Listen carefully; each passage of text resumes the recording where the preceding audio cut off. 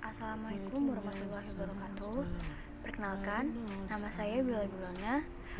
Saya mahasiswi Fakultas Hukum UNES angkatan 2018. NIM saya 8111418346. Nah, di sini tuh saya akan menjelaskan mengenai penelitian secara normatif dan penelitian secara empiris. Nah, itu akan dicari perbedaannya itu apa. Nah, di sini tuh memenuhi tugas mata kuliah metode penelitian dan penulisan hukum. Nah, apakah penelitian hukum empiris dan penelitian hukum normatif itu benar-benar berbeda? Ataukah dapat diharmoniskan dalam suatu penelitian hukum?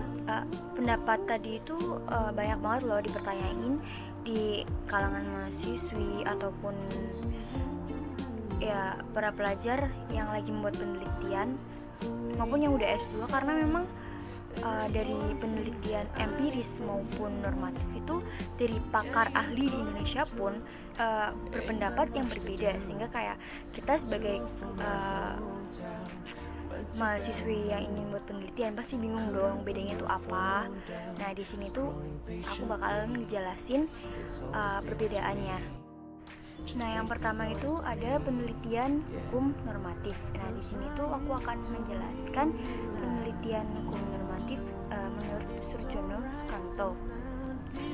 Tolak ukur dari pendapat Surjono Sukanto mengenai penelitian hukum normatif adalah dari sifat dan disiplin ruang lingkup hukum, di mana disiplin itu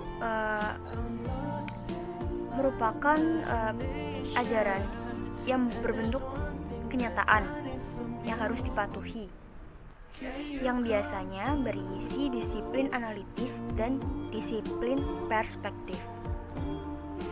Namun disiplin hukum itu lazimnya atau wajarnya memang masuk ke dalam disiplin perspektif.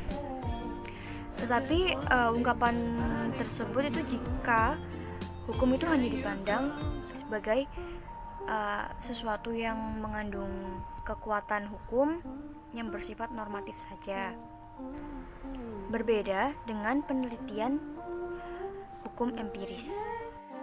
Penelitian hukum normatif memiliki kecenderungan hukum sebagai disiplin perspektif, di mana hukum itu dipandang dari segi norma-normanya saja, yang tentunya bersifat perspektif, seperti yang tadi sudah saya sampaikan di awal, bahwa menganggap hukum itu jika di Indonesia itu dianggap sebagai perspektif, tapi itu jika beranggapan bahwa hukum itu memang hanya norma yang terkandung di dalamnya, normatif.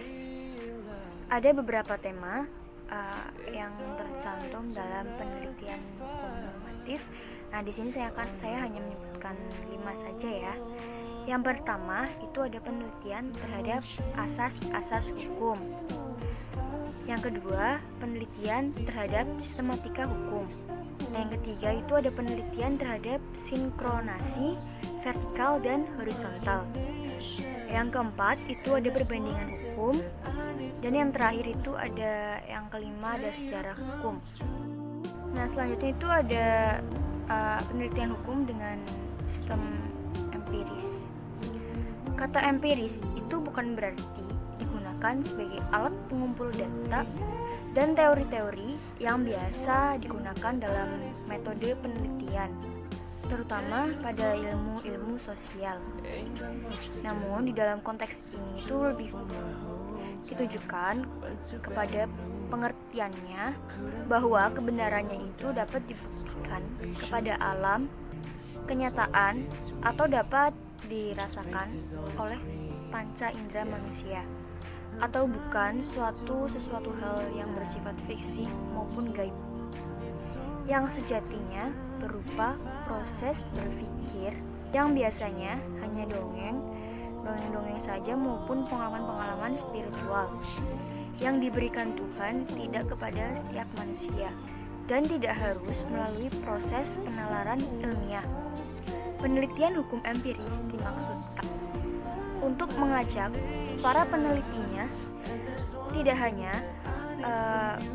memiliki pemikiran dangkal yang hanya memikirkan bahwa hukum itu hanya bersifat normatif dan menghasilkan suatu proses tertentu yang bersifat mekanis dan tentunya tetap bersifat perspektif. Dan sebagai penutupnya saya akan menjelaskan apa itu sosiologis. Nah, sosiologis itu merupakan ilmu bagaimana cara kita bermasyarakat sebagai makhluk sosial. Ruang lingkup dari sosiologis itu lebih besar daripada ilmu sosial yang lain. Karena di dalam ilmu sosiologis itu mencangkup interaksi antar individu dengan individu yang lain, individu dengan kelompok dengan kelompok. Jadi itu emang lebih besar daripada ilmu-ilmu yang lain. Nah, mungkin segitu dulu yang dapat saya sampaikan. Kurang dan lebihnya mohon maaf. Semoga apa yang saya sampaikan bisa memberikan wawasan lebih dan informasi lebih kepada kalian. Assalamualaikum warahmatullahi wabarakatuh.